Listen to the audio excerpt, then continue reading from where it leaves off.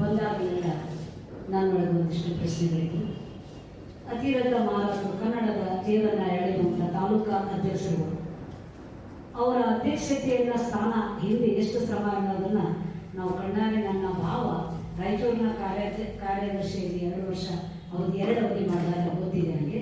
ಆ ಶ್ರಮ ಹಾಕಿ ಎಲ್ಲರೂ ಸೇರಿಸಿ ಕನ್ನಡದ ಉತ್ಸವವನ್ನು ಎಳೀತಾರಲ್ಲ ಈ ಕಾರ್ಯಕ್ರಮ ಇದರಿಂದ ಅವರು ಮೋಸ್ಟ್ಲಿ ಒಂದು 15 ದಿವಸ ಮನೆ ಎಲ್ಲವನ್ನು ಮಾಡ್ತಿರ್ತಾರೆ ಅಂತ ಒಂದು ಎಲ್ಲ ಶ್ರಮ ಹಾಕಿದಂಥ ಕನ್ನಡ ತೀರ್ಥ ಎಳೆಯುವಂಥ ಮನಸ್ಸು ಇದು ಮಾಡಲು ಹೊಂದಿಸ್ತೇನೆ.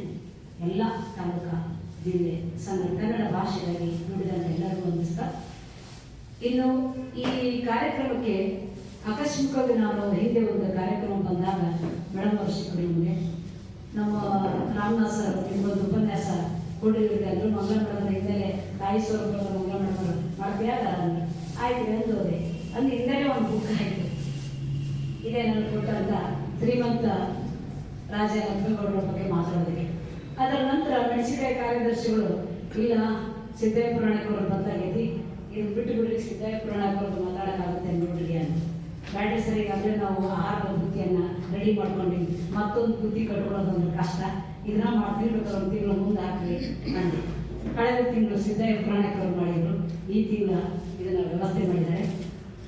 ಒಂದು ನಿಮ್ಮಲ್ಲಿ ನನ್ನ ವಿನಃ ಇದೆ ಏನಂದರೆ, ಈ ರಾಜ ಲಕ್ಷ್ಮೇಗೌಡರ ವ್ಯಕ್ತಿತ್ವವನ್ನು ನಾನು ಕಣ್ಣು ಹಾಕುವ ಮುನ್ನ ಕೆಲವೊಂದು ತಪ್ಪುಗಳಿದ್ರೆ ಮನುಷ್ಯ ಅಂತ ಕೇಳ್ಕೊತೀನಿ. ಯಾಕಂತಂದರೆ ಈ ಮಾಹಿತಿಗಳು ಸಿಕ್ಕಿದ್ದು ಸೆಕೆಂಡರಿ ಡೇಟಾ ಅಂತೀವಿ, ಅದರ ಮೇಲೆ ಸಿಕ್ಕಂಥದ್ದು, ಮಾತುಗಳಿಂದ ಬಂದಂಥದ್ದು, ವಿಚಾರಧಾರೆಯಿಂದ ಬಂದಂಥದ್ದು, ಮಂಥನದಿಂದ ಬಂದಿದ್ದು, ಅವೆಲ್ಲವುಗಳನ್ನು ಕ್ರೋಢೀಕರಿಸಿ ಅದರ ಮೇಲೆ ನಾನು ಮಾತಾಡೋದನ್ನು ಇದ್ದೇನೆ. ಯಾಕಂದರೆ ಆ ವಾಡೆ ನೋಡಿಲ್ಲ, ಅದರ ಇತಿಹಾಸ ನೋಡಿಲ್ಲ. ಇವತ್ತು 180 ವರ್ಷದ ನಂತರ ಆ ವ್ಯಕ್ತಿಯನ್ನು ಮತ್ತೆ ಮತ್ತೆ ನೆನಪಿಸ್ತೀವಿ ಇತಿಹಾಸದಂದರೆ ಅದು ಅಗಮ್ಯ, ಅದ್ವಿತೀಯವಾದಂಥ ಸಂಗತಿ. ನನಗೊಮ್ಮೆ ಅವರ ಕಥೆಯನ್ನು, ಅವರು ಇತಿಹಾಸ ಕೊಟ್ಟಂಥ ಮಾಹಿತಿಯನ್ನು ಓದುವಾಗ ಮೈ ರೋಮಾಂಚನ ಅನಿಸ್ತು. ಅದಕ್ಕೆ ಕಾರಣ ರಾಮನಾಥ್ ಅವರು ನನಗೆ ತಂದಿರಿಸ್ಯಾರ. ಅದ್ರ ಜೊತೆಗೆ ಇಲ್ಲಿಯೇ KLE ಸೊಸೈಟಿಯ ಒಬ್ಬ ಕನ್ನಡ ಪ್ರಾಧ್ಯಾಪಕರಾದಂಥ ಶಶಿಧರ್ ಕಾರ್ದಾಳ್ ಅವರು ಇದಕ್ಕೆ ಸಾಕಷ್ಟು ಆಹಾರವನ್ನು ನನಗೆ ಕೊಟ್ಟರು. ಆ ಬೇಸ್ ಮೇಲೆ ನಾನು ಮಾತಾಡ್ತಾ ಇದ್ದೀನಿ. ಎಲ್ಲಿರೋ ಒಂದು ಸಣ್ಣ ಪುಟ್ಟ ಪ್ರಜ್ಞಾವಂತರಿಲ್ಲಿದ್ದೀರಿ, ಅದರ ಬಗ್ಗೆ ಇನ್ನೂ ಡೆಪ್ತ್ ಆಳವಾದ ಅಧ್ಯಯನ ಮಾಡಿದಂತಹ ಗಣ್ಯಮಾನ್ಯರು ಇಲ್ಲಿದ್ದೀರಿ. ಅಲ್ಲಿ ಏನಾದರೂ ತಪ್ಪಾದರೆ ಅದನ್ನು ಕ್ಷಮಿಸಿ ಅಂತ ಹೇಳ್ತಾ ನನ್ನ ವಿಷಯಕ್ಕೆ ಬರ್ತೀನಿ. 1864ರಿಂದ 1943ರವರೆಗೆ ಈ ಒಂದು ಅವಧಿ ಸರಿ 79 ವರ್ಷದ ಒಂದು ಪಯಣ. ಈ ಪಯಣದ ಹಿಂದೆ ಒಬ್ಬ ವ್ಯಕ್ತಿ ಸಾಧಿಸಿದ ಹಾದಿ, ಅದು ನಿಂತ ನೆಲದಿಂದ, ನಿಂತ ಸಂಸ್ಥಾನದಿಂದ, ನಿಂತ ಸಮಾಜದಿಂದ ಸಮುದ್ರದ ಆಚೆ ವ್ಯಾಪಿಸಿಕೊಳ್ತಾ ಹೋಗುತ್ತೆ. ಅದರ ಟೈಟ್ಲೇ ಒಂಟಗುರಿ ಅಂತ ಒಂದು ಗ್ರಾಮ. ಅದು ಘಟಪ್ರಭಾ ದಳದಲ್ಲಿ ಬರುವಂಥ, ಈಗೇ ನಡ್ಕಲ್ ಡ್ಯಾಮ್ ಅಂತ ನಡ್ಕಲದ ಸಮೀಪ ಅಂತ ಗ್ರಾಮ.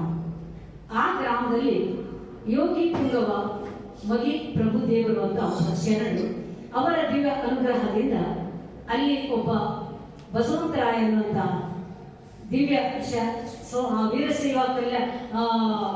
ವೀರಶೈವ ಸಮಾಜದಿಂದ ಅದನ್ನು ಹುಟ್ಟಾಕಿರ್ತಾರೆ. ಒಂದು ಮತದಾರಿಕೆ ನಡೆದಿರ್ತೈತಿ. ಅದು ಬೆಳೀತಾ ಬೆಳೀತಾ ಜಾಗೀರ್ದಾರ್ ಆಗುತ್ತೆ. ಅಲ್ಲಿಯ ಸುತ್ತಮುತ್ತ ಗೋಕಾಕು, ಚಿಕ್ಕೋಡಿ ಸುತ್ತಮುತ್ತ ಇರ್ತಕ್ಕಂಥ 300 ಹಳ್ಳಿಗಳನ್ನು ಒಳಗೊಂಡಂಥ ಮತದಾರಿಕೆ ಅದು ಗ್ರಾಮ. ಅಲ್ಲಿಯ ಸಂಸ್ಥೆಯನ್ನ ಈ ಬಸವಂತರಾಯನ ಶುರು ಮಾಡುತ್ತಾರೆ. ಮುಂದೆ ಅದು ಲಕ್ಷ್ಮೇಗೌಡರ ಜೊತೆ ಕೂಡಿ ಅದು ಎಷ್ಟು ಅದ್ಭುತವಾಗಿ ಬೆಳೀತಂದ್ರೆ ಅದು ಒಂದು ಸಾಂಸ್ಕೃತಿಕ ಶ್ರೀಮಂತಿಕೆ ಆಗುತ್ತೆ, ಭಾಷೆಯ ಮೇಲುಗಡಿ ಆಗುತ್ತೆ. ಸಾಗರದಾಚೆ ಬ್ರಿಟಿಷರು ನಮಗೆ ಗೌರವಿಸಬೇಕು, ಪ್ರೀತಿಸಬೇಕನ್ನೋ ಮಟ್ಟಕ್ಕೆ ಲಕ್ಷ್ಮೇಗೌಡರನ್ನು ಒಯ್ತಾರೆ. ಕಾರಣ ಆ ವ್ಯಕ್ತಿಯ ಬಗ್ಗೆ ನಾನು ನಂತರದಲ್ಲಿ ಹೇಳ್ತಾ ಹೋಗ್ತೇನೆ. ಅದರ ವಿಷಯಗಳನ್ನು ಒಂದೊಂದೇ ಬರ್ತೀನಿ, ಯಾಕಂದ್ರೆ ಸಮಯ ನನಗೆ ನಿಗದಿತ ಇರೋದ್ರಿಂದ. ಆ ಗ್ರಾಮದ ಆ ಸಂಸ್ಥಾನ ಒಂಟುಗುರಿ ಗ್ರಾಮದಲ್ಲಿ ಒಂಟುಗುರಿ ಸಂಸ್ಥಾನ ಮತದಾರಿಕೆಯನ್ನ ವೀರಶೈವ ಸಮಾಜದಿಂದ ಶರಣರಿಂದ ಶುರುವಾದ ಆ ಸಂಸ್ಥೆ ಸರ್ದಾರಿಕೆಯನ್ನ ಲಕ್ಷ್ಮೇಗೌಡರಿಗೆ 1877ರಲ್ಲಿ ಅದರ ಅವ್ರ ಕೈ ಬರುತ್ತೆ. ಅವ್ರಿಗೆ ಹೇಗೆ ಅನ್ನೋದಕ್ಕೆ ನಂತರ ಬರ್ತೇನೆ. ಈ ಸಂಸ್ಥಾನ ಹೇಗಿತ್ತು ಆಗಿನ ಕಾಲಕ್ಕಂದ್ರೆ ಬ್ರಿಟಿಷರು ಅದನ್ನು ಆಳಿ ಹೋದ್ರು. ಅವರ ಆಡಳಿತದಲ್ಲಿ ಈ ಸಂಸ್ಥಾನ ಬರ್ತಿತ್ತು. ಅದು ಡೆಲ್ಲಿಯ ಶಹಜಾನ್ ಅವರು ಆಳುತ್ತಿದ್ರು. ಅನಂತರ ಬಿಜಾಪುರದ ಆದಿಲ್ ಶಾ ಆಳೋದ್ರು. ಅನಂತರ ಮಹಾರಾಷ್ಟ್ರದ ಪೇಶ್ವೆಗಳು ಆಳೋದ್ರು. ನಂತರ ಅದು ಬ್ರಿಟಿಷರು ಬಂತು. ಅದರ ನಂತರ ಪ್ರಜಾಪ್ರಭುತ್ವದ ನಂತರ ಅದು ಪ್ರಜಾಪ್ರಭುತ್ವಕ್ಕೆ ಒಳಪಡ್ತು. ಇದು ಸಂಸ್ಥಾನದ ಒಂದು ಪೂರ್ವ ಕಥೆ. ಈ ಸಂಸ್ಥಾನ ಯಾಕೆ ಇತ್ತು ಅಂದ್ರೆ ಅಲ್ಲಿಯ ಜನರಿಗೆ ಕಲ್ಯಾಣಕ್ಕಾಗಿ ಒಂದು ವತನದಾರಿಕೆ ಸಂಸ್ಥೆ ಇದೆ.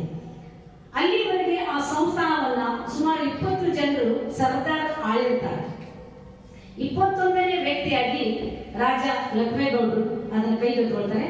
ಹೇಗೆ ಅನ್ನೋದಕ್ಕೆ ಅದರ ಪೂರ್ವಕ್ಕೆ ಹೋದಾಗ 20ನೇ ವ್ಯಕ್ತಿಯಾದಂತಹ ಬಸವಂತರಾಯ ಸರ್ದಾರ್, ಬಸವಪ್ರಭು ಸರ್ದಾರರು ಅವರಿಗೆ ಮಕ್ಕಳು ಆಗೋದಿಲ್ಲ, ಸಂತಾನ ಆಗೋದಿಲ್ಲ. ಆಗ್ಲಿಲ್ಲ ಅಂತ ತಕ್ಷಣ ಅವ್ರು ಏನ್ ಮಾಡ್ತಾರೆ, ಸಂತಾನ ಆಗ್ಲಿಲ್ಲ ಅನ್ನೋದಕ್ಕೆ ಕೊನೆಗೆ ಅವ್ರು ಏನ್ ಮಾಡ್ತಾರೆ, ಹಾಗಾದ್ರೆ ಅವರು ಲಿಂಗೈಕ್ಯರಾಗ್ತಾರೆ. ಅದನ್ನ ಆಗಿನ ಕಾಲಕ್ಕೆ ಬ್ರಿಟಿಷರು ಅದರ ಆಡಳಿತವನ್ನ ನೋಡ್ಕೊಳ್ತಾ ಇರ್ತಾರೆ. ಅಲ್ಲಿಯ ಮಿಸ್ಟರ್ ಶಾ ಅನ್ನೋರು ನೋಡ್ಕೊಳ್ಳುವಾಗ ಆ ಮಿಸ್ಟರ್ ಶಾ ಅದನ್ನ ನೋಡ್ಕೊಳ್ಳಾಗ ಅಲ್ಲಿಯ ಒಂದು ಹಿತ ಕಮಿಟಿ ಇರುತ್ತೆ, ಹಿತರಕ್ಷಣಾ ಕಮಿಟಿ ಅಂತೇಳಿ. ಈ ಸದಲ್ಗಿ, ಖರ್ಚ್ಗಿ ಇಂಥ ಒಂದು ಮಂತ್ರಂದವರು ಇರ್ತಾರೆ, ಊರಿನ ಪ್ರಮುಖರು ಇರ್ತಾರೆ, ಊರಿನ ನಾಯಕರು ಇರ್ತಾರೆ, ಸ್ನೇಹಿತರು ಇರ್ತಾರೆ. ಅವರೆಲ್ಲರೂ ಒತ್ತಾಯ ಮಾಡ್ತಾರೆ. ಅಲ್ಲಿಯ ಬಸವಪ್ರಭುವರ ಪತ್ನಿಯಾದಂತಹ ಶಿವಗಂಗ ಅವರಿಗೆ ಒತ್ತಾಯ ಮಾಡ್ತಾರೆ, ಇಲ್ಲ ಇದಕ್ಕೊಂದು ದತ್ತು ಪುತ್ರವನ್ನ ತೆಗೆದುಕೊಳ್ಬೇಕು ನೀವು ಅಂತ. ಆಗ ಅವರು ಕೊಲ್ಲಾಪುರದ ಬ್ರಿಟಿಷರ ಆಡಳಿತಕ್ಕೆ ಮನವಿ ಮಾಡಿಕೊಳ್ತಾರೆ, ನಮ್ಗೆ ಅನುಮತಿ ಕೊಡಿ ಅಂತ. ಆಗ ಬ್ರಿಟಿಷರು ಪರಿಶೀಲಿಸ್ತಾರೆ, ಇದಕ್ಕೆ ಸಂಬಂಧಪಟ್ಟಂತ ಮಂತಂತ್ರ ಹೌದು ಅಲ್ವೋ ಅಂತ. ಆಗ ದೂರದ ಆ ಮನೆತನದ ದೂರದಲ್ಲಿ ಇರುವಂತದ್ದು ಇದು ಅಂತ ಅವ್ರಿಗೆ ಕನ್ಫರ್ಮ್ ಆದ್ಮೇಲೆ ಖಾತ್ರಿ ಆದ್ಮೇಲೆ ಅನುಮತಿ ಕೊಡ್ತಾರೆ. ಅವಾಗ 1877 ಸ್ವಲ್ಪ ಇಸ್ವಿ ಏರುಪೇರಾದಾಗ ಕ್ಷಮಿಸ್ಕೊಳ್ಳಿ. ಆಗ ಆ ವತನದಾರಿಕೆಯಲ್ಲಿ 1877 ಅವರನ್ನ ದತ್ತುಪುತ್ರ ಬೇಕು ಅಂತೇಳಿ ಇವರೆಲ್ಲ ಕೇಳಿದಾಗ, ಮನವಿ ಮಾಡಿದಾಗ ಒಪ್ಪಿಗೆ ಕೊಡ್ತಾರಲ್ಲ. ಕೊಟ್ಟ ಮೇಲೆ ಅಲ್ಲಿ ಮಿಸ್ಟರ್ ಕ್ಯಾಂಡಿ ಅಂತ ಇರ್ತಾರೆ, ಅವರು ಒಂದು ಪತ್ರಿಕೆಗೆ ಅನೌನ್ಸ್ ಮಾಡ್ತಾರೆ, ದತ್ತುಪುತ್ರ ಬೇಕು ಈ ಸಂಸ್ಥಾನಕ್ಕೆ ಅಂತ ಹೇಳಿ. ಆಗ ಅಲ್ಲಿ ಸುತ್ತಮುತ್ತಲಿನ ಗ್ರಾಮದ ಸಂಬಂಧಪಟ್ಟವರೆಲ್ಲರೂ ಒಂದು 30-40 ಹುಡುಗರು ಬಂದಿರ್ತಾರೆ ಆ ದತ್ತುಪುತ್ರದ ಆಯ್ಕೆಗೆ. ಆಗ ಎಲ್ಲ ಹುಡುಗರಿಗೆ ಒಂದೊಂದು ಕೆಲಸ ಕೊಟ್ಟಿರ್ತಾರೆ, ಅವ್ರು ತಮ್ಮ ಪಡಿತ ಕೆಲಸ ಮಾಡ್ತಿರ್ತಾರೆ. ಆಗ ಅದರ ಒಬ್ಬ ಹುಡುಗ ತನ್ನ ಪಡೆಗೆ ತಾನು ತೀಕ್ಷ್ಣಮತಿಯಾಗಿ, ಗಂಭೀರವಾಗಿ, ಶಾಂತವಾಗಿ, ತನ್ನದೇ ತದೇಕ ಚಿತ್ತದಿಂದ ಪುಸ್ತಕವನ್ನು ಓದಿರ್ತಾನೆ. ಅದನ್ನ ಮಿಸ್ಟರ್ ಶಾ ಅಂತೇಳಿ ಆ ಆಡಳಿತವನ್ನು ನೋಡ್ಕೊಳ್ತಕ್ಕಂಥ ನ್ಯಾಯಾಧೀಶರು ಅವರು ಅದನ್ನ ಅಬ್ಸರ್ವ್ ಮಾಡ್ತಾರೆ. ಮಾಡಿ ಆ ಹುಡುಗನನ್ನ ಹೆಸರನ್ನ ಹೇಳ್ತಾರೆ. ಕೇಳಿ ಆ ಹುಡುಗನ ಹೆಸರನ್ನ ಆ ಕಮಿಟಿಯ ಮುಂದೆ ಇಡ್ತಾರೆ. ಇಟ್ಟಾಗ ಎಲ್ಲರೂ ಹೋಗ್ತಾರೆ. ಆ ಮಗುವೇ ರಾಜ ಲಕ್ಷ್ಮೇಗೌಡ. ಈ ಲಕ್ಷ್ಮೇಗೌಡರ ಮೂಲ ಹೆಸರು ಅವರ ಜನ್ಮದ ಕುರಿತಾಗಿ ಹೇಳೋದಕ್ಕೆ ನಾನು ನಂತರದಲ್ಲಿ ಹೇಳ್ತೀನಿ. ಆ ಹುಡುಗನ ಹೆಸರನ್ನ ಹೇಳ್ತಾರೆ. ಅವಾಗ ಎಲ್ಲರೂ ಹೋಗ್ತಾರೆ. ಒಪ್ಪಿದ ಮೇಲೆ 1877 ಅವರಿಗೆ ನಾಮಕರಣ ಮಾಡ್ತಾರೆ, ಲಕ್ಷ್ಮೇಗೌಡ ಅಂತೇಳಿ. ಮೊದಲು ಅಪ್ಪ ಸಾಹೇಬ್ ಅಂತ ಇರುವಂತ ಹೆಸರನ್ನ ಮುಂದೆ ಅವರು ಲಕ್ಷ್ಮೇಗೌಡ ಅಂತ ಮಾಡ್ತಾರೆ. ಆ ಬಾಲಕ ಸಾಮಾನ್ಯ ಬಾಲಕನಾಗಿ ಅಪ್ಪ ಸಾಹೇಬ್ ಇದ್ದಂತ ಬಾಲಕ ಮುಂದೆ ಆ ಸಂಸ್ಥಾನದ ನೇತೃತ್ವ ವಹಿಸಿಕೊಂಡು ಅಸಾಮಾನ್ಯ ವ್ಯಕ್ತಿ ಆಗ್ತಾನೆ, ಲಕ್ಷ್ಮೇಗೌಡ ಆಗ್ತಾನೆ. ಈ ಅಪ್ಪ ಸಾಹೇಬ ಇವರು ಅಲ್ಲಿ ಒಂದು ಅಮ್ಮಡಿಗೇರಿ ಅಂತ ಊರು ಬರುತ್ತೆ, ನಿಡ್ಸೋಸಿ ಹತ್ರ. ಅಲ್ಲಿಯ ಅಮ್ಮಡಿಗೇರಿಯ ಅಲಗೌಡ ಶಂಕರಪ್ಪ ಪಾಟೀಲ್ ಮತ್ತು ಕೃಷ್ಣಬಾಯಿ ಆ ದಂಪತಿಗಳ 3ನೇ ಮಗ. ಅವರಿಗೆ 4 ಮಕ್ಕಳು ಇರ್ತಾರೆ. 3ನೇ ಮಗ ಆಗಿರ್ತಾನ. ಅವರನ್ನು ಅವರು ಸ್ವೀಕರಿಸ್ತಾರೆ. ಆ ಮಗು ಬಾಲ್ಯದಲ್ಲಿ ಮರಾಠಿ ಓದಿರುತ್ತೆ. ಮುಂದೆ ಇಲ್ಲಿ ಬಂದಾಗ ದತ್ತು ಸ್ವೀಕಾರ ಆದ್ಮೇಲೆ ಆ ಸಂಸ್ಥಾನಕ್ಕೆ ಬರ್ತಾನೆ. ಅಪ್ಪ ಸಾಹೇಬ ಹೋಗಿ ಲಕ್ಷ್ಮೇಗೌಡ ಅಸಾಮಾನ್ಯ ವ್ಯಕ್ತಿಯಾಗಿ ಸಂಸ್ಥಾನದ ರೂವಾರಿನ ತಗೊಳ್ತಾರೆ. ಅವರಿಗೆ ಕೇವಲ ಅವಾಗ 13 ವಯಸ್ಸು. ಸಂಸ್ಥಾನಕ್ಕೆ ಹೋಗ್ತಾರೆ. ಸಂಸ್ಥಾನಗಳು ನೋಡಿದಾಗ ಅವ್ರಿಗೆ ಪ್ರಶ್ನೆ ಕಾಡುತ್ತೆ, ಈ ಎಲ್ಲವೂ ತಿಳ್ಕೊಳ್ಬೇಕಂದ್ರೆ ನಾನು ಇನ್ನೂ ಓದಲೇಬೇಕು, ಅಧ್ಯಯನ ಅವಶ್ಯಕ ಅಂತ ತಿಳ್ಕೊಂಡು ಮುಂದೆ ಅವರ ಸಂಸ್ಥಾನ ವತಿಯಿಂದ ಕೊಲ್ಲಾಪುರಕ್ಕೆ ಸರ್ದಾರ್ ಸ್ಕೂಲಿನ ಹಾಕ್ತಾರೆ. ಸರ್ದಾರ್ ಸ್ಕೂಲ್ ಅಂತಂದ್ರೆ ಅದು ಆಗಿನ ಕಾಲಕ್ಕೆ ರಾಜರು, ಶ್ರೀಮಂತರು ಓದುವಂತಹ ಸ್ಕೂಲ್ ಕೊಲ್ಲಾಪುರದಲ್ಲಿ. ಅಲ್ಲಿ ಅವರು ಮಾಧ್ಯಮಿಕ ಶಿಕ್ಷಣವನ್ನು ಓದ್ತಾ ಇರ್ತಾರೆ. ಇನ್ನೊಂದು ಆಶ್ಚರ್ಯ ನೋಡಿ, ನೀವು ನಾವು ಕಲಿಯುವಾಗ ನಮಗೆ ಸಿಗುವ ಸ್ನೇಹಿತರು ಅತ್ಯದ್ಭುತವಾಗಿ ಸಿಕ್ಕರೆ ನಾವು ಅಲ್ಲಿಂದ ರೂಪುಗೊಳ್ತಾ ಹೋಗ್ತೀವಿ. ನಮ್ಮ ಬದುಕು ನಿಜವಾಗ್ಲೂ ಪಾಲಕರು ನಮಗೆ ಊಟ ಅನ್ನ ಆಹಾರ ಹಾಕಿಕೊಟ್ಟು ದೈವತ್ವವನ್ನು ಕಲಿಸಿದ್ರೆ ಬದುಕನ್ನ ಹೀಗೆ ಕಲಿಬೇಕು ಅನ್ನೋದನ್ನ, ಹೀಗೆ ಬೆಳಿಬೇಕು ಅನ್ನೋದನ್ನ ನಮ್ಮ ಕ್ಲಾಸ್ಮೇಟ್ ಸ್ನೇಹಿತರು ಕಲಿಸ್ತಾರೆ. ನಮ್ಗೆ ಇವತ್ತಿಗೂ ನಾವು ನೆನಪಾದಾಗ ನಮ್ಮ SLC ಒಂದು ಸ್ನೇಹಿತರನ್ನ ನೀವು ನೆನ್ಪಡ್ಕೊಳ್ರಿ ಮನುಷ್ಯನಾಗ, ಈಗಿರುವ ಪ್ರಬುದ್ಧತೆ ಹೋಗ್ಬಿಡುತ್ತ, ಆ ಬಾಲ್ಯಕ್ಕೆ ಹೋಗಿ ಆ ಸಂತೋಷ ಸಿಗುತ್ತೆ, ಆ ಖುಷಿಗೆ ಮೌಲ್ಯ ಕಟ್ಟಕ್ಕಾಗಲ್ಲ. ಆ ರಾಜ್ಯದ ಆ ಕೊಲ್ಲಾಪುರದ ಸರ್ದಾರ್ ಸ್ಕೂಲಲ್ಲಿ ಅವರ ಸಹಪಾಠಿಗಳು ಯಾರು ಇರ್ತಾರಂದ್ರೆ ಸೌಳೂರು ಮಹಾರಾಜ, ಶಹ, ಮಹಾರಾಷ್ಟ್ರದ ಶಹ ಅವ್ರು ಇರ್ತಾರೆ. ಜೊತೆಗೆ ನಮ್ಮ ಸಿರ್ಸಂಗಿ ಲಿಂಗರಾಜ್ ಇರ್ತಾರೆ. ಇಂಥ ಅತಿರಥ ಮಹಾರಥ ರಾಜರ ಮಕ್ಕಳು ಅಲ್ಲಿ ಕಲಿಯಕ್ಕೆ ಅವರೆಲ್ಲ ಬಂದಿರ್ತಾರೆ, ಕಲಿಯಕ್ಕೆ ಇವರೆಲ್ಲರೂ ಅವ್ರ ಜೊತೆ ಇವ್ರು ಕಲಿತಿರ್ತಾರೆ. ಆಗ ಆ ಸ್ಕೂಲಲ್ಲಿ ಒಬ್ಬ ಕ್ಯಾಂಡಿ ಅಂತೇಳಿ, ಆಗಿನ ಕಾಲೆಲ್ಲ ಬ್ರಿಟಿಷರ ಸ್ಕೂಲು ಕ್ಯಾಂಡಿ ಅಂತ ಇರ್ತಾರೆ. ಆ ಕ್ಯಾಂಡಿ ಅವರು ಇವರ ಪ್ರಬುದ್ಧತೆಯನ್ನ, ಇವರ ತೀಕ್ಷ್ಣತೆಯನ್ನ, ಇವರ ಏಕಾಗ್ರತೆಯನ್ನ, ಇವರ ಬುದ್ಧಿಮತ್ತವನ್ನ ನೋಡಿ ಮ್ಯಾಥ್ಸ್ ಅನ್ನ ಸಂಪೂರ್ಣವಾಗಿ ಅವ್ರಿಗೆ ಎಲ್ಲ ಹೇಳ್ಕೊಡ್ತಾರೆ. ಗುರು ಹೇಗೆ ಹೇಳ್ತಾರೋ ಶಿಷ್ಯ ಹಾಗೆಯೇ ಕಲಿತಾರೆ. ಗುರು ಶಿಷ್ಯರ ಬಾಂಧವ್ಯ ಗಟ್ಟಿಯಾಗುತ್ತೆ. ಅಲ್ಲಿ ಕಲಿತಾ ಅವರು ಅತ್ಯದ್ಭುತ ಜ್ಞಾನವನ್ನ ಪಡಿತಾರೆ. ಮಾಧ್ಯಮಿಕ ಶಿಕ್ಷಣ ಬಾಲ್ಯದಲ್ಲಿ ಮರಾಠಿ ಇರುತ್ತೆ, ಮುಂದೆ ಮಾಧ್ಯಮಿಕ ಶಿಕ್ಷಣ ಬಂದಾಗ ಈ ಅತಿರಥ ದಿಗ್ಗಜರ ಜೊತೆಗೆ ಕಲಿತಾ ಇರ್ಬೇಕಾದ್ರೆ ಒಂದು ತರ ಪ್ರಬುದ್ಧತೆಯನ್ನ ಹೆಚ್ಚುವಂತ ಹೋಗ್ತಾರೆ. ಅಷ್ಟೊತ್ತಿಗೆ ಇಲ್ಲಿಯ ಒಂಟುಮರಿ ಸಂಸ್ಥಾನದಲ್ಲಿ ಆಗಿನ ಕಾಲಕ್ಕೆ ಬೇಗ ಮದುವೆ ಮಾಡ್ತೀವಿ. ಆಗ ಆ ಸಂಸ್ಥಾನಕ್ಕೆ ಇವ್ರು ಮದುವೆ ಮಾಡ್ಬೇಕಂತೇಳಿ ಗೋಕಾಕದ ಕಲ್ಯಾಣ್ ಶೆಟ್ಟಿ ಫ್ಯಾಮಿಲಿಯಿಂದ ಪಾರ್ವತಿ ದೇವಿಯನ್ನ ತಂದು ಅವ್ರಿಗೆ ಮದುವೆ ಮಾಡ್ತಾರೆ. ಮದುವೆ ಮಾಡಿದಾಗ ಅವರಿಗೆ 1880 ಒಳಗೆ ಮದುವೆ ಮಾಡ್ತಾರೆ.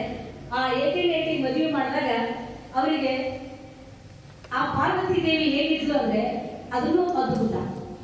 ಎರಡು ನೋಡಿ, ಮೂರು ಶಬ್ದ ನೋಡಿ, ಶಿವ, ಗಂಗೆ, ಪಾರ್ವತಿ, ಮೂರು ಸಂಗಮ. ಈ ಮೂರು ಸಂಗಮದ ಮಧ್ಯೆ ಇವರು ರಾಜ ಲಕ್ಷ್ಮೇಗೌಡರು ಸಂಗಮ ಅಲ್ಲಿ. ಇನ್ನೊಂದು ಪತ್ನಿ ಆಗದೆ ವಿಚಾರವಂತೆ ಆಗಿರ್ತಾಳೆ, ಶೀಲವಂತೆ ಆಗಿರ್ತಾಳೆ, ಗುಣವಂತೆ ಆಗಿರ್ತಾಳೆ. ಆ ಪತ್ನಿ ಇವರ ಬೆಂಗಾವಲಾಗಿ ನಿಂತು ಈ ಸಂಸ್ಥಾನಕ್ಕೆ ಸಪೋರ್ಟಿವ್ ಆಗಿ ನೋಡಿಕೊಳ್ಳುವಂತ ಎರಡನೇ ಅವರ ಬೆನ್ನೆಲುಬಾಗಿ ನಿಲ್ತಾಳೆ. ಅವಾಗ ಅವರಿಗೆ ತುಂಬಾ ಖುಷಿ ಅನಿಸುತ್ತೆ. ದಾಂಪತ್ಯ ಜೀವನ ಅತ್ಯಂತ ಮಧುರವಾಗಿ ನಡೆದಿರ್ತೈತಿ. ನಡೆದ ಸಂದರ್ಭದಲ್ಲಿ ಅವರು ಎಲ್ಲೇ ಹೋಗ್ಲಿ ಆ ಕರ್ಮಭೂಮಿ ಧರ್ಮಭೂಮಿ, ಒಮ್ಮೆ ಅವರು ದತ್ತು ಸ್ವೀಕಾರವನ್ನ ಅತ್ಯಂತ ಅದ್ಭುತವಾಗಿ ನಿಲ್ಲಿಸಿದ ಸಮಾಜದ ಪದ್ಧತಿಯಂತೆ ದತ್ತು ಸ್ವೀಕಾರ ಮಾಡಿರ್ತಾರೆ. ಆ ಸಂಸ್ಥಾನಕ್ಕೆ ಒಳಗೆ ಹೋದ್ಮೇಲೆ ಹೊರಗೆ ನೋಡಿದ್ದು ಸುಳ್ಳು, ಹೊರಗೆ ನೋಡಿದ್ದೆಲ್ಲ ಬರೀ ಜ್ಞಾನವನ್ನ ತಗೊಳ್ಳೋದಕ್ಕೆ ಬ್ಯಾಕ್ ಟು ಪೆವಿಲಿಯನ್ ಅಂತ ನಾವು ಮತ್ತೆ ಸಂಸ್ಥಾನ ಕರ್ಮಭೂಮಿಗೆ ಬರೋದು. ಹೊರಗಡೆ ನಾನು ತಿಳ್ಕೊಂಡ ಹಾಗೆ ಒಂದಿಷ್ಟು ಪಕ್ಷಿಗಳು ಹೊರಗಡೆ ಎಲ್ಲ ಅಲಂಕಾರ ತಂದು ಮನೆಗೆ ಸಿಂಗಾರ ಮಾಡ್ಕೊಂಡು, ಹಂಗೆ ಹೊರಗಡೆ ಎಲ್ಲ ಜ್ಞಾನವನ್ನು ತಂದು ಆ ಒಂಟುಮುರಿ ಸಂಸ್ಥಾನಕ್ಕೆ ಆರಂಭದಲ್ಲಿ ಅವರು ನೋಡ್ತಾ ಹೋಗ್ತಾರೆ. ಸಂಸ್ಥಾನದಲ್ಲಿ ಇಷ್ಟೆಲ್ಲ ಕೆಲಸ ನಡೀತೈತಿ, ನಾ ಇನ್ನ ಇಷ್ಟು ಇಂಗ್ಲಿಷ್ ಮೀಡಿಯಂ ಓದ್ಬೇಕ, ನಮ್ಮ ಅಂದ್ರೆ ಇನ್ನೂ ಸ್ವಲ್ಪ ಜಗತ್ತು ನಂಗೆ ಗೊತ್ತಾಗುತ್ತೆ ಅಂದ್ಕೊಂಡು ಇಂಗ್ಲಿಷ್ ಓದೋದಕ್ಕೆ ಬಯಸ್ತಾರೆ. ಆಮೇಲೆ ವಿದೇಶದ ಪುಸ್ತಕಗಳನ್ನ ತಂದು ಓದೋಕೆ ಶುರು ಮಾಡ್ತಾರೆ. ಅವರಿಗೆ ಮೆಡಿಕಲ್ ಓದ್ಬೇಕನ್ನೋದು ಬಹಳ ಇರುತ್ತೆ. ಮೆಡಿಕಲ್ ಓದ್ಬೇಕಂದ್ರೆ ಎಲ್ಲೋ ಒಂದ್ ಕಡೆಗೆ ಅದು ಅಷ್ಟು ಆಗೋದಿಲ್ಲ ಅವರಿಗೆ. ಆಗ ಕಾನೂನು ನಾನು ಓದಬೇಕು ಅಂತೇಳಿ ಅದನ್ನ ವಿಚಾರ ಮಾಡ್ತಾರೆ. ಅದಕ್ಕಿಂತ ಮುನ್ನ ನಾನು ಇಂಗ್ಲಿಷ್ ಓದ್ಬೇಕಂದಾಗ ಮುಂದೆ ಅವರಿಗೆ ಕೊಲ್ಲಾಪುರದಿಂದ ಬೆಳಗಾವಿ ಸರ್ದಾರ್ ಸ್ಕೂಲಿಗೆ ತಂದು ಹಾಕ್ತಾರೆ. ಬೆಳಗಾವಿ ಸರ್ದಾರ್ ಸ್ಕೂಲಲ್ಲಿ ಅಲ್ಲಿ EH ಹೂಗುವರ್ಫ್ ಅಂತ ಹೆಡ್ ಮಾಸ್ಟರ್ ಇರ್ತಾರೆ. ಅವರು ಕೂಡ ಇವರನ್ನ ಯಾವಾಗಲೂ ನೋಡಿ ಆಕರ್ಷಣೆ ವಿದ್ವತ್ ಇತ್ತಂದ್ರೆ ಗುರುವಿಗೆ ಶಿಷ್ಯ ಸಮೀಪ ಬಂದೇ ಬಿಡ್ತಾನೆ. ಆ ರೀತಿಯ ಮತ್ತೆ ವಿದ್ವತ್ತಿಂದ ಆ ಹೂಗುವರ್ಫ್ ಅಂತೇಳಿ ಅವರ ಪ್ರೀತಿಗೆ ಪಾತ್ರ ಆಗ್ತಾರೆ, ಗೌರವಕ್ಕೆ ಪಾತ್ರ ಆಗ್ತಾರೆ. ಅವರು ಎಲ್ಲ ಜ್ಞಾನವನ್ನ ದಾರಿ ಎರಿತಾರೆ. ಆವಾಗ ಅವರು 1983ರಲ್ಲಿ ಬಾಂಬೆ ಯೂನಿವರ್ಸಿಟಿ ಮೆಟ್ರಿಕ್ಯುಲೇಷನ್ ಅನ್ನ ಪಾಸ್ ಆಗ್ತಾರೆ. ಪಾಸ್ ಆಗಿ ಅವಾಗ ಅವ್ರಿಗೆ 21ನೇ ಹುಟ್ಟುಹಬ್ಬ ಆಗ್ತಿರ್ತೈತಿ. ಅವಾಗ ಬ್ರಿಟಿಷರ ಮಿಸ್ಟರ್ ಶಹಾ ಮತ್ತೆ ಅಲ್ಲಿ ಎಲ್ಲರೂ ಸೇರಿ ಆ ಸಂಸ್ಥಾನದ ಅಧಿಕಾರವನ್ನ ವಹಿಸಿಕೊಡ್ತಾರೆ. ನೋಡಪ್ಪ, ನೀನು ಪ್ರಬುದ್ಧ ಆಗಿದೆಯಲ್ಲ, ಈ ಸಂಸ್ಥಾನದ ಜವಾಬ್ದಾರಿ ನೀವು ತಗೋ ಅಂತೇಳಿ ವಹಿಸಿಕೊಟ್ಟಾಗ ಅದರ ಜೊತೆಗೆ ಪ್ರಥಮ ದರ್ಜೆಯ ಸರ್ದಾರ್ ಅಂತೇಳಿ ಅವರನ್ನ ಘೋಷಣೆ ಮಾಡ್ತಾರೆ. ಯಾಕಂದ್ರೆ ಅವರಿಗೆ ಆ ತಾಕತ್ತಿರುತ್ತೆ, ಆ ಮೇಧಾವಿ ಇರುತ್ತೆ, ಆ ತೀಕ್ಷ್ಣತೆ ಇರುತ್ತೆ, ಆ ಬುದ್ಧಿ ಇರುತ್ತೆ, ಆ ಶ್ರದ್ಧೆ ಇರುತ್ತೆ. ಅದಕ್ಕೆ ಅವರು ಪ್ರಭು ಸರ್ದಾರ್ ಅಂತೇಳಿ ಅವ್ರಿಗೆ ಮನ್ನಣೆ ಕೊಟ್ಟು 84ರ ಅವ್ರ ಹುಟ್ಟುಹಬ್ಬದಲ್ಲಿ ಅವ್ರಿಗೆ ಅದನ್ನು ಮಾಡ್ತಾರೆ. ಮುಂದೆ ಅಲ್ಲಿಂದ ಅವರಿಗೆ ದಾಹ, ಯಾವಾಗಲೂ ಅವರನ್ನ ಬಾಲ್ಯದಲ್ಲಿ ನೋಡ್ತಾ ಬಂದಾಗ ವಿದ್ಯೆಯ ದಾಹ ಬಹಳ ಇತ್ತು. ಅವರು ಮೆಡಿಕಲ್ ಓದ್ಬೇಕಂತಾರೆ, ಎಲ್ಲ ಅಧ್ಯಯನ ಮಾಡ್ತಾರೆ, ಪುಸ್ತಕ ತರ್ತಾರೆ, ಅದು ಯಾಕೋ ಅನ್ಸೋದಿಲ್ಲ. ಕೊನೆಗೆ ಅವ್ರು ಏನ್ ಮಾಡ್ತಾರೆ, ಈ ಸಂಸ್ಥಾನ ಇದೆಲ್ಲ ನೋಡ್ಬೇಕು, ನಮ್ಮ ದೇಶದ ಪರಿಸ್ಥಿತಿ ನೋಡ್ಬೇಕಂದ್ರೆ ನ್ಯಾಯ, ಅದ್ರ ಬಗ್ಗೆ ನಾವು ಕಾನೂನು ಬಗ್ಗೆ ತಿಳ್ಕೋಬೇಕು ಅಂತೇಳಿ ಆಸಕ್ತಿ ತೋರಿಸ್ತಾರೆ. ಅವಾಗ ಮತ್ತೆ ಸಹಾಯಕ ನಿಷ್ಕರ್ಷ ನ್ಯಾಯವಾದಿಗಳು ಅಲ್ಲಿಯ ಶ್ರೇಷ್ಠ ವಕೀಲರಾದಂತಹ ಅಪ್ಪ ಸಾಹೇಬ್ ಛತ್ರೆ ಇದೆ, ಅವರು ಕೂಡ ಆ ಗಮನವನ್ನು ಗಮನಿಸ್ತಾರೆ. ಅವರಿಗೆಲ್ಲ ಕಾನೂನಿನ ಅರಿವು ಕೊಡ್ತಾರೆ. ಅರಿವು ಕೊಟ್ಟಾಗ ಅಷ್ಟೊತ್ತಿಗೆ ಅವರು ಸಂಸ್ಥಾನಕ್ಕೆ ಬಂದ ಸಂದರ್ಭದಲ್ಲಿ ಆ ಸಂಸ್ಥಾನದ ಜವಾಬ್ದಾರಿ ತಗೊಂಡಾಗ ಎಲ್ಲ ವ್ಯವಸ್ಥೆ ನೋಡ್ತಾರೆ. ನೋಡಿದ್ಮೇಲೆ ಇಲ್ಲಿ ಸಂಸ್ಥಾನದ ಆದಾಯ ಬರೀ 35,000 ಸಿಲ್ಕ್ ಇರುತ್ತ, ಆದಾಯ ಬರೀ 30,000 ಬರ್ತಿರುತ್ತ.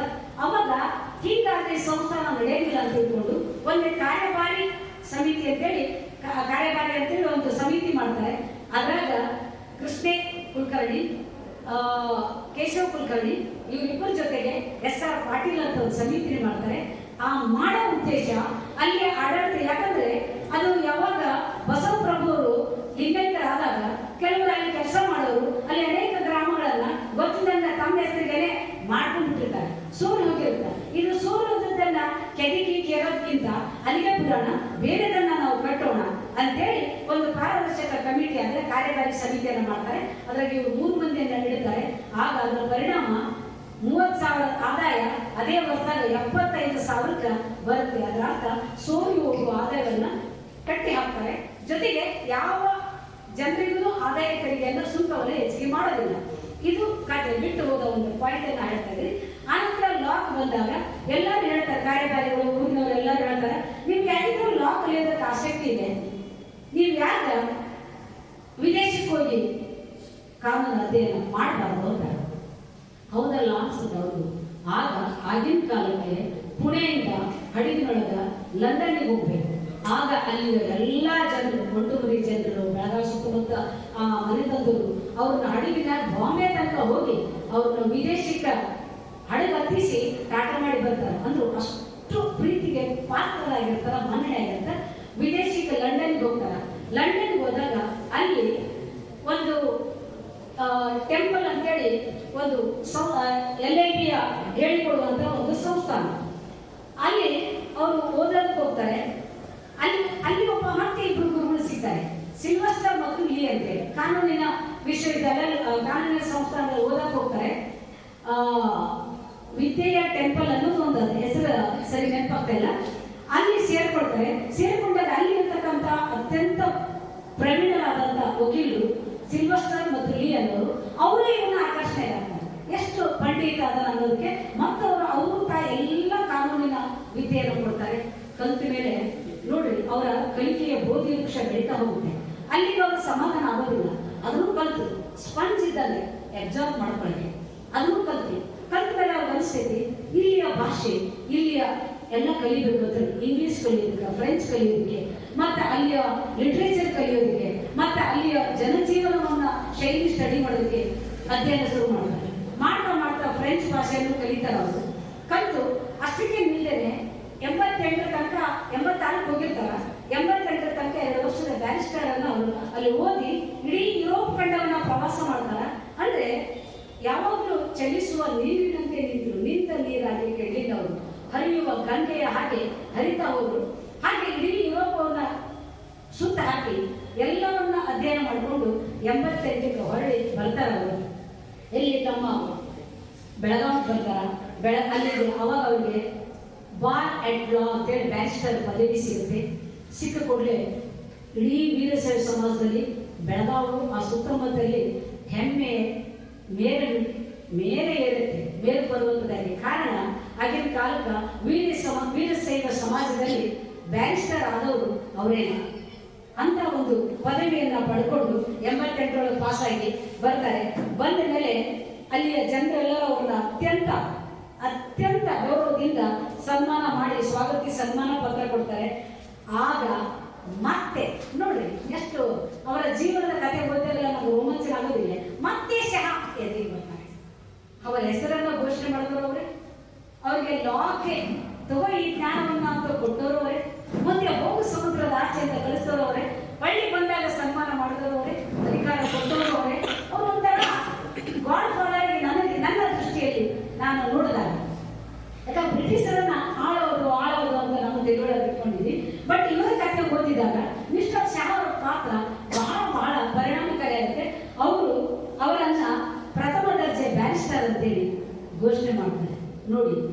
ನಮ್ಮನ್ನು ಕಲಿಸಿದವರು ಮುಂದೆ ಅದೇ ಚೇರಿಗೆ ಅವರನ್ನು ಕುಂದಿರಿಸ್ತಾರೆ. ಆಗ ಅವ್ರಿಗೆ ಅನಿಸ್ತೈತಿ ಹಾಗೂ ಮತ್ತೆ ಬೆಳಗಾವಿ ಉಳಿಯೋದಿಲ್ಲ. ಅವರು ವಿದೇಶದ ವೈಭವೀಕರಣ. ಇವತ್ತು ನಾವು ಯಾರಾದರೂ ಒಂದು ವಿದೇಶಕ್ಕೆ ಹೋಗಿ ಬಂದ್ರಂದ್ರೆ ಅದನ್ನ ಮೋಸ್ಟ್ಲಿ ಮಣ್ಣಿಗೆ ಹೋಗೋತನ ಹೇಳ್ಕೊತೀವಿ, ಎಷ್ಟು ಸಾಕಿ ಅಂತ ಹೇಳ್ಕೊತೀವಿ. ಇದು ಯಾವುದು ಅವ್ರಿಗೆ ಆಗಿರ್ಲಿಲ್ಲ. ಏನು ಪರ್ವತ ಇಡೀ ಸರಳವಾಗಿ ಸಜ್ಜನಿಕೆಯಾಗಿ ಪುಟ್ಟ ಮಗುವಾಗಿ ಧೈರ್ಯ ಅವ್ರದ್ದಾಗಿತ್ತು. ಹಾಗಾಗಿ ಮತ್ತೆ ಒಟ್ಟೊಟ್ಟಿಗೆ ಬಂದರು. ಕರ್ಮ ಭೂಮಿಗೆ ಧರ್ಮದಿಂದ ಕೊನೆಯ ಕ್ಷಣದವರೆಗೆ ದುಡಿದಂತ ವ್ಯಕ್ತಿ ಅಂದ್ರೆ ಇವರೇ.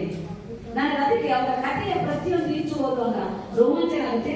ಮತ್ತೆ ಅದೇ ಒಂಟುಮರಿಗೆ ಹೋಗ್ತಾರೆ. ಬೆಳಗಾವಿ ಉಳಿಲಿಲ್ಲ ಬ್ಯಾರಿಸ್ಟರ್ ಅಂತೇಳಿ ಮತ್ತೆ ಅದೇ ಒಂಟುಮರಿ ಗ್ರಾಮಕ್ಕೆ ಹೋಗ್ತಾರೆ. ಹೋಗಿ ವಾಡೆಯನ್ನ ವಿಭಿನ್ನವಾಗಿ ನವೀಕರಣ ಮಾಡಿ ಅಲ್ಲಿ ಆಡಳಿತಿಕ ವ್ಯವಸ್ಥೆಗೆ ಅನುಕೂಲವಾದಂಗೆ ಮಾಡಿಕೊಟ್ಟು ವಾಡೆಯೊಳಗೆ ವೀರಶೈವ ಸಮಾಜದಲ್ಲಿ ನೀವೆಲ್ಲ ನೋಡ್ತಿಗಳ ಮಠದಲ್ಲಿ ಅಲ್ಲೆಲ್ಲ ಪ್ರವಚನಗಳು, ಪುರಾಣಗಳು, ಪುಣ್ಯಕಥೆಗಳು, ಸನ್ಮಾನಗಳು, ವ್ಯಕ್ತಿಯ ವ್ಯಕ್ತಿತ್ವಗಳನ್ನು ಗೌರವಿಸೋದು, ಗಣೇಶನ ಹಬ್ಬವನ್ನು ಆಚರಿಸೋದು, ದೇವಿ ಉತ್ಸವನ ಆಚರಿಸೋದು, ದೊಡ್ಡ ಮೇಧಾವಿಗಳಿಗೆ ಪುರಸ್ಕರಿಸೋದು, ಇದೆಲ್ಲವನ್ನ ಮಾಡ್ತಾರೆ. ಇದೆಲ್ಲವನ್ನ ಮಾಡೋದಕ್ಕಿಂತ ಮುಖ್ಯ ಅಂಡರ್ಲೈನ್ ಮಾಡೋದು ನಾನು ಅವರು ಎದ್ದ ತಕ್ಷಣ ಪ್ರಭುಲಿಂಗ ದೇವರ ಕಥೆಯನ್ನ ಕೃತಿಯನ್ನು ಓದ್ತಾ ಅದನ್ನ ಆರಾಧಿಸ್ತಾ ಮೊದಲು ಪೂಜೆಯನ್ನ ಮಾಡಿ ಹೊರಗೆ ಬರ್ತಿದ್ರು. ಅವರ ಲೈಫ್ ಹೆಂಗಿತ್ತು ಅಂದ್ರೆ ಅದು ಒಂಥರ ಅದ್ಭುತ. ನನಗೆ ಎರಡೂ ಕಂಪೇರ್ ಮಾಡ್ತೇನೆ. ಒಮ್ಮೆ ಗಾಂಧಿಯನ್ನ ಬದಲಾಗಿಟ್ಟು ರಾಜ ಲಕ್ಷ್ಮೇಗೌಡನ ಬದಲಾಗಿರ್ತೀನಿ. ಇಲ್ಲೂ ಶ್ರೀಮಂತ ಪಾತ್ರೆಯಿಂದ ಬಂದ್ರು, ಏನೋ ಬೇಡ ಅಂತೇಳಿ ಬರಿಮೈಯಿಂದ ಸಮಾಜದ ಮಧ್ಯೆ ನಿಂತರು. ಇಲ್ಲಿ ಎಲ್ಲವನ್ನ ಕೊಟ್ಟು ಈ ಸಂಸ್ಥೆ ಬಾ ಅಂದ್ರು. ಆಗ ಬಂದಿದ್ದು ನನ್ನದಲ್ಲ ಅನ್ನೋದನ್ನ ಅರ್ಥ ಮಾಡ್ಕೊಳ್ತಾ ಅದನ್ನ ಡಬಲ್ ಮಾಡ್ತಾ ಬ್ಯಾಕ್ ಟು ಸಮಾಜಕ್ಕೆ ಕೊಡ್ಕೊತಾ ಬಂದ್ರು. ಇದು ವ್ಯಕ್ತಿಯ ಪರಂಪರೆಯ ಒಂದು ಅದ್ಭುತ ಅನುಭವ ವಿವರಣೆ ನಾನು ಕಂಡುಕೊಳ್ತೇನೆ. ಅವರ ಹೇಗಿತ್ತು ಶೈಲಿ ಅಂದ್ರೆ suit, boot, coat, shirt plus stick ಶಿಸ್ತು ಬದ್ಧೆ ಇತ್ತು. ಹೊರಗಡೆ ನೋಡಿದ್ರೆ ಏನಪ್ಪ coming from the England British style ಅಲ್ಲೇ ಇತ್ತು. ಆದರೆ ಒಳಗಿರುವ ಆತ್ಮ, ಒಳಗಿರುವ ಲಿಂಗ, ಒಳಗಿರುವ ದೈವ, ಒಳಗಿರುವ ಸಾಕ್ಷಾತ್ಕಾರ ಪಕ್ಕ ಪ್ಯೂರ್ ಶರಣರ ಆಶ್ರಯದಲ್ಲೇ ಇತ್ತು. ಎರಡನೇ ಬಸವಣ್ಣ ಅಂತ ಅವರು ಕರೆದ್ರು ತಪ್ಪಿಲ್ಲ. ಯಾಕಂದ್ರೆ ಒಂದು ಕಡೆಗೆ ನಾವು ಸಿರ್ಸಂಗಿ ಲಿಂಗರಾಜರನ್ನ ಅವರ ಸಹಪಾಠಿ ಅವರು ಇವರನ್ನ ಗುರುಗಳಾಗಿ ಆದರಿಸ್ತಿದ್ರು. ಸಿರ್ಸಂಗಿ ಲಿಂಗರಾಜ ಯಾಕಂದ್ರೆ ಅಷ್ಟು ಮೇಧಾವಿ ಇದ್ರು. ಇವ್ರಿಗೆ ಅವ್ರ ಜೊತೆಗೆ ಇಟ್ಟುಕೊಳ್ತಿದ್ರು ಅಂತ ಮೇಧಾವಿ. ಆ ಒಂದು ಅವರು ತ್ಯಾಗಿಗಳಾದ್ರೆ, ಸಿರ್ಸಂಗಿ ಅವರು ತ್ಯಾಗಿಗಳಾದ್ರು, ಇವರು ದಾನಿಗಳಾದ್ರು. ಕರ್ಣನನ್ನ ಕೊಟ್ಟಂತ 18ನೇ ಶತಮಾನಕ್ಕೆ ಏನಾದರೂ ಕರ್ಣ ಅಂತ ಇದ್ರೆ ಅದು ರಾಜ ಲಕ್ಷ್ಮೇಗೌಡರು. 160 ವರ್ಷಗಳನ್ನ ನಾವೀಗ ಕಳೀತಾ ಇದ್ದೀವಿ. ಕಳೆದು ಕೂಡ ಅವರನ್ನ ಪ್ರತಿಯೊಬ್ಬರು ನೆನೆಸ್ತಾರೆ. ಅವರ ಸಂಸ್ಥೆಗಳನ್ನ ಕಂಡಾಗ, ಆಸ್ಪತ್ರೆಗಳ ಕಂಡಾಗ, ವಿದೇಶದಲ್ಲಿ ಅವರ ದಾನಗಳನ್ನು ಕಂಡಾಗ ಮತ್ತೆ ಮರುಜನ್ಮ ಪಡಿತಾರೆ ರಾಜ ಲಕ್ಷ್ಮೇಗೌಡರು. ಹಾಗಾಗಿ ಮುಂದೆ ಅವರು ಸಮಾಜಮುಖಿ ಹತ್ರ ಹೋಗೋದಕ್ಕೆ ಚಿಂತನೆ ಮಾಡ್ತಾರೆ. ಸಮಾಜಕ್ಕಾಗಿ ಅವರ ಮುಖ್ಯ ವಿಷನ್ ಏನಿತ್ತು ಅಂದ್ರೆ ಹಿಡಕಲ್ಲದ ಡ್ಯಾಮ್ ಅನ್ನ ಒಂದು ಜಲಾಶಯ ವ್ಯವಸ್ಥೆ ಮಾಡಬೇಕು. ನಮ್ಮ ಸುತ್ತಮುತ್ತಿನ ರೈತಾಪಿ ಜನರಿಗೆ ಜಲಾಶಯಕ್ಕೆ ಅನುಕೂಲ ಮಾಡಿಕೊಡ್ಬೇಕು ಅನ್ನೋದು ಒಂದು ಆಸೆ ಇತ್ತು. ಹಾಗಾಗಿ ಇವತ್ತೇನು ನೀವು ರಾಮದಾಸ್ ಸರ್ ಹೇಳಿದ್ರು, ಹರಿಯುವ ನೀರನ್ನ ನಾವು ಕೊಡ್ತಾರೆ, ಅದರಿಂದ ಅನ್ನವನ್ನು ಪಡೆದಿದ್ದೇವೆ. ಇವತ್ತು ನಮ್ಮ ಬದುಕು ಅವರಿಂದ ಆಗಿದೆ ಅಂದ್ರಲ್ಲ, ಅದು 100ಕ್ಕೆ 100 ಸತ್ಯ. ಜಲಾಶಯವನ್ನು ಕೊಟ್ಟರು. ಸರ್ವ ಜನ ಸುಖಿನೋ ಭವಂತು ಅಂತೇಳಿ ಅವರು ದಾನ ಮಾಡ್ಯಾರ. ಆ ದಾನದ ಪಟ್ಟಿ ಮಾಡಿರೋ ಮೋಸ್ಟ್ಲಿ ಮತ್ತೊಂದು ಉಪನ್ಯಾಸ ಮಾಡೋಕ್ಕಾಗತ್ತ. ಅದಕ್ಕೆ ಸಂಕ್ಷಿಪ್ತವಾಗಿ ಹೇಳ್ತೇನೆ. ಅವರು ಇಲ್ಲಿ ಬೆಳಗಾವಿಯಲ್ಲಿ, ಡೆಲ್ಲಿ, ಪುಣೆ, ಸಾಂಗ್ಲಿ ಮತ್ತೆ ಬೆಳಗಾವಿ, ವಿದೇಶದಲ್ಲೂ ಎಲ್ಲವಕ್ಕೂ ಕೊಟ್ಟಿದ್ದು ದಾನ. ಮುಖ್ಯ ಇಂಗ್ಲೆಂಡ್ ಅಷ್ಟೇ ಹೇಳ್ತೀನಿ. ವಿದ್ಯಾಸಂಸ್ಥೆಗಳಿಗೆ, ಆಸ್ಪತ್ರೆಗಳಿಗೆ, ನೀರಿನ ವ್ಯವಸ್ಥೆಗೆ, ಆರೋಗ್ಯಕ್ಕೆ, ರಸ್ತೆಗಳಿಗೆ, ದೀಪಗಳಿಗೆ, ಈ ಮೂಲಭೂತ ಸೌಕರ್ಯ ಇತ್ತಲ್ಲ ಅವೆಲ್ಲವೂ ಕೊಡೋದಿಕ್ಕೆ ಎಷ್ಟು ಕೈ ಚಾಚಿ ಕೊಡ್ತಾರೆ. ಅವರ ದಂಪತಿ, ಅವರ ಹೆಂಡತಿ 1917ರಾಗ ಲಿಂಗೈಕ್ಯ ಆಗ್ತಾರ. ಅವಾಗ ಅವ್ರಿಗೆ ಮನಸ್ಸು ರಿವರ್ಸ್ ಒಮ್ಮಕ್ಲೆ ಸನ್ಯಾಸತ್ವದ ಕಡೆಗೆ ಹೊರಡುತ್ತೆ. ಸಾಕು ಇನ್ನು ಬದುಕು ಅಂತ. ದೀಕ್ಷೆ ಆಶ್ರಮದ ಜೀವನ ಅಂತಲ್ಲ, ಆಶ್ರಮ ಜೀವನಕ್ಕೆ ಬರ್ತಾರೆ. ಬಂದಾಗ ಸಮಾಜದ ಹೊಳಿತಾರೆ, ಹೊರಳಿ ಶಿಕ್ಷಣಕ್ಕಾಗಿ, ಆರೋಗ್ಯಕ್ಕಾಗಿ, ಮೂಲಭೂತ ಸೌಕರ್ಯಕ್ಕಾಗಿ, ಭಾಷೆಗಾಗಿ ಸಮ್ಮೇಳನದ ಅನೇಕ ಸಮ್ಮೇಳನಗಳಲ್ಲಿ ಅವರು ಅಧ್ಯಕ್ಷರಾಗ್ಯಾರ, ಭಾಗವಹಿಸಿಕೊಂಡಾರ. ಅಂತಾರಾಷ್ಟ್ರೀಯ ಎಸ್ಪೆಷಲಿ ವೀರಶೈವ ಸಮಾಜದ ಕರ್ನಾಟಕ ವಿದ್ಯಾಸಂಘ ಇರ್ಬೋದು, KLE ಸೊಸೈಟಿ ಇರ್ಬೋದು, ಧಾರವಾಡದ ವಿದ್ಯಾ ಸಂಸ್ಥೆ ಇರ್ಬೋದು, ಎಲ್ಲದರಲ್ಲೂ ವಿದ್ಯಾಸಂಸ್ಥೆಗಳಲ್ಲಿ ಸಮಾಜದಲ್ಲಿ ಶರಣರ ಬಗ್ಗೆ ಎಲ್ಲವನ್ನ ಕಟ್ಟಿಕೊಟ್ಟಂತ ಮಹಾ ದಾನಿಗಳಿವೆ. ಯಾಕಂದ್ರೆ ಆ ದಾನ ಹೇಳ್ತಾ ಹೋದ್ರೆ ಮತ್ತೊಂದು ಸಮಯ ಅವಧಿ ಬೇಕಾಗುತ್ತೆ. ಇನ್ನ 2 ಪಾಯಿಂಟ್ ಎಲ್ಲ ಹೇಳಿ ಮುಗಿಸ್ತೇನೆ. ಯಾಕಂದ್ರೆ ಒಬ್ಬ ವ್ಯಕ್ತಿ ಏನು ಕೊಡ್ತಾರೋ ಆ ಸಮಾಜದಲ್ಲಿ ಇಟ್ಕೊಳ್ಳೋದಿಲ್ಲ, ಬ್ಯಾಕ್ ಟು ಪೆವಿಲಿಯನ್ ಅಂತ ಕೊಟ್ಟೇ ಬಿಡ್ತಾರೆ. ಒಬ್ಬ ವ್ಯಕ್ತಿ ಒಂದು ಮನೆ ಮುಂದೆ ನಿಲ್ಲುತ್ತೀರಿ, ಕುಡಿಯಕ್ಕೆ ನೀರು ಕೇಳ್ತಾರೆ ಅವರು, ನೀವು ಕೊಟ್ಟು ಬಿಡ್ತೀರಿ, ಕೊಟ್ಟು ಕೂಡ ನಮ್ಮ ಮನಸ್ಸೊಳಗೆ ಹೇಳುತ್ತೆ ಆ ವ್ಯಕ್ತಿ ಅಷ್ಟು ಚಲೋದನಲ್ಲ, ನಾವು ಸುಮ್ಮನೆ ಥ್ಯಾಂಕ್ಸ್ ಅಂತ ಹೇಳ್ಬೇಕು. ಇದು ಸಮಾಜದ ಮೂಲ ಭಾಷೆ. ಆ ಸಮಾಜ ಅವರನ್ನ ಗುರುತಿಸಿ ರಾಜ ಲಕ್ಷ್ಮಗೌಡರಿಗೆ ಪ್ರಥಮ ದರ್ಜೆ ಸರ್ದಾರ್ ಅಂತ ಮಾಡ್ತು, ಪ್ರಥಮ ದರ್ಜೆ ಬ್ಯಾರಿಸ್ಟರ್ ಅಂತ ಮ್ಯಾಜಿಸ್ಟ್ರೇಟ್ ಅಂತ ಮಾಡ್ತು, ರಾಜ ಪದವಿಯನ್ನು 1930 ಕೊಡ್ತು. CI ಅಂತ ಹೇಳಿ ಅದು ಬ್ರಿಟಿಷ್ ಕೊಡುವಂತ ಒಂದು ಬಿರುದು, ಅದು ಸಿಕ್ತು ಅವರಿಗೆ. ಅದೇ ರೀತಿ 4ನೇ ಅಖಿಲ ಭಾರತ ಸಭಾ ಮಹಾಸಭೆಯ ಅಧ್ಯಕ್ಷರಾಗ್ತಾರೆ. ಕರ್ನಾಟಕದ ಶಿಕ್ಷಣ ಸಂಸ್ಥೆಗೆ ಸುಮಾರು 15 ವರ್ಷ ಅಧ್ಯಕ್ಷರಾಗ್ತಾರೆ, KLE ಸಂಘಕ್ಕೆ. ಅದೇ ರೀತಿ ಧಾರವಾಡ ವಿದ್ಯಾವರ್ಧಕ ಸಂಘಕ್ಕೆ 10-15 ವರ್ಷ ಕೆಲಸ ಮಾಡ್ತಾರೆ. ಜೊತೆಗೆ ಒಂಟೂರಿ ಸಂಸ್ಥಾನಕ್ಕೆ ಬಂದು ಅಲ್ಲಿ ಅವರು 1943 ಜೂನ್ 2ಕ್ಕೆ ಈ ದೇಹವನ್ನ ಬಿಡ್ತಾರೆ. ಆದರೆ ಅವರು ಮಾಡಿದ ಕಾರ್ಯ ಅಲ್ಲಿಂದ ಭೂಮಿಯಿಂದ ಮೇಲಿರುತ್ತೆ. ಅಲ್ಲಿವರೆಗೆ ಕಾರ್ಯಗಳು ಕೆಳಗಿರ್ತಾವೆ, ಅವರ ದೇಹ ಮೇಲಿರುತ್ತೆ. ಆದರೆ ಯಾವತ್ತು ಜೂನ್ 2 1943 ಜೂನ್ 2ಕ್ಕೆ ಅವರ ದೇಹ ಭೂಮಿ ಒಳಗೋಗುತ್ತೆ. ಅವರ ವಿಚಾರಧಾರೆಗಳು ಸಮುದ್ರ ಆಚೆ ಹೋಗ್ತಾರೆ. ಯಾಕಂದ್ರೆ ಸಿರ್ಸಂಗಿ ಲಿಂಗರಾಜರು ಪ್ಲಸ್ ಇವರು ಮಾತ್ರ ಬ್ರಿಟಿಷರಿಗೆ ಅತ್ಯಂತ ಇವರನ್ನ ಗೌರವಿಸ್ತಿದ್ರು. ಇವರಿಬ್ಬರು ಅವರನ್ನ ಪ್ರೀತಿಗೆ ಪಾತ್ರ ಆಗಿದ್ರು. ಅಂದ್ರೆ ಬ್ರಿಟಿಷರ ಸರಳವಾಗಿ ಯಾರು ನಂಬುತ್ತಿದ್ದಿಲ್ಲ. ಅಂತಹ ಇವರಿಬ್ಬರು ವ್ಯಕ್ತಿಗಳನ್ನ ನಾವು ಸ್ಮರಿಸಲೇಬೇಕು. ಇವರ ಕೃತಿಗಳ ಬಗ್ಗೆ ಹೇಳೋದಾದ್ರೆ KS ಶ್ರೀನಿವಾಸ್ ಅಯ್ಯಂಗಾರ್ ಅವರು ಇಂಗ್ಲಿಷಲ್ಲಿ ಒಂದು ಬರೆದಾರೆ ಕೃತಿಯನ್ನ, ಸರ್ದಾರ್ ರಾಜ ಲಕ್ಷ್ಮೇಗೌಡ ಬಸವಪ್ರಭು ಸರ್ ದೇಸಾಯಿ ವಂಡಮುರಿ ಎ ಮೆಮೊರೀಸ್ ಅಂತ ಕೃತಿಯಲ್ಲಿ. ಅದು 1941 ಪ್ರಕಟ ಆಯಿತು. ಅದೇ ರೀತಿ ಡಾಕ್ಟರ್ SG ಗಿವಾರಿ ವಂಡಮುರಿಯ ರಾಜ ಲಕ್ಷ್ಮೇಗೌಡ ಎಂಬ ಪುಸ್ತಕ ಬರೆದರು. ಸೌದತ್ತಿಯ ಡಾಕ್ಟರ್ ವಿರೂಪಾಕ್ಷ ಬಳಿಗಾರ್ ಅವರು 1988ರಲ್ಲಿ ಸಿರ್ಸಂಗಿ ಸಂಸ್ಥಾನ ಒಂದು ಅಧ್ಯಯನ ಎಂಬ ಮಹಾಪ್ರಬಂಧದಲ್ಲಿ ರಾಜ ಲಕ್ಷ್ಮೇಗೌಡನ ಉಲ್ಲೇಖಿಸಿದ್ದಾರೆ. KLE ಚರಿತ್ರೆ ಸಂಪುಟ 1ರಲ್ಲಿ ನಿಮ್ಮ ನೆನೆದಾಗಲೆಲ್ಲ ಉದಯ ಅನ್ನುವ ಟೈಟಲ್ ಬಹಳ ಉದ್ದಾಗಿದೆ. ನಿಮ್ಮ ನೆನೆದಾಗಲೆಲ್ಲ ಉದಯ ಎಂಬ ಕೃತಿಯಲ್ಲಿ ಅವರ ಬಗ್ಗೆ ಹೇಳ್ಯಾರ. ಹೀಗೆ ಮಹಾದಾನಿ ಇವರ ಬಗ್ಗೆ ಹೇಳಿದಾಗ ನಮ್ಮೊಳಗೆ ಹುಟ್ಟೋದೊಂದೇ, ಮತ್ತೆ ಹುಟ್ಟಿರುವ ಕಾರಣ ಸಮಾಜಕ್ಕಾಗಿ ನಿಲ್ಲು, ಜಾತಿಯನ್ನಾದರೆ ಧರ್ಮವನ್ನಾದರೆ ಏನಾದರೂ ಆಗಬೇಕು. ಲಾಸ್ಟ್ ಮಂತ್ ಸಿದ್ದಯ್ಯ ಪುರಾಣಿಕರು ಒಂದು ಉಪನ್ಯಾಸ ಮಾಡಿದ್ದೆ, ಅವರೇ ಬರೆದ ಒಂದು ಸಾಲು ಹೇಳೋದಕ್ಕೆ ಇಷ್ಟಪಡ್ತೇನೆ. ಓದಿ ಬ್ರಾಹ್ಮಣರಾಗು, ಕಾದಿ ಕ್ಷತ್ರಿಯರಾಗು, ಓದಿ ಬ್ರಾಹ್ಮಣರಾಗು, ಕಾದಿ ಕ್ಷತ್ರಿಯರಾಗು, ಶೂದ್ರ ವೈಶ್ಯರೆಲ್ಲಾಗು, ದುಡಿದು ಗಳಿಸಿ ಏನಾದರೂ ಆಗು, ನಿನ್ನೊಲುಮೆಯಂತಾಗು, ಏನಾದರೂ ಸರಿಯೇ ನಿನ್ನೊಲುಮೆಯಂತಾಗು, ಓದಿ ಬ್ರಾಹ್ಮಣರಾಗು. ಆ ಓದು ಬದುಕಿಗೆ, ಸಮಾಜಕ್ಕೆ ಸಾಗರ ಬೀಜ ಕೊಟ್ಟಿದೆ. ಅವರನ್ನು ಸ್ಮರಿಸೋದು ನಾವೆಲ್ಲರವರಿಗೆ ಸಲ್ಲಿಸುವ ಒಂದು ಗೌರವ, ಅವರ ಸೇವಾ ಕೈಕರ್ಯಕ್ಕೆ ಕೊಡುವ ಒಂದು ನಮನ ಅಂತ ಹೇಳ್ತಾ ಮತ್ತೊಮ್ಮೆ ನನಗೆ ಅವಕಾಶ ಮಾಡಿಕೊಟ್ಟಿದ್ದಾರೆ ಎಲ್ಲರೂ ವಂದಿಸಿ ಧನ್ಯವಾದ.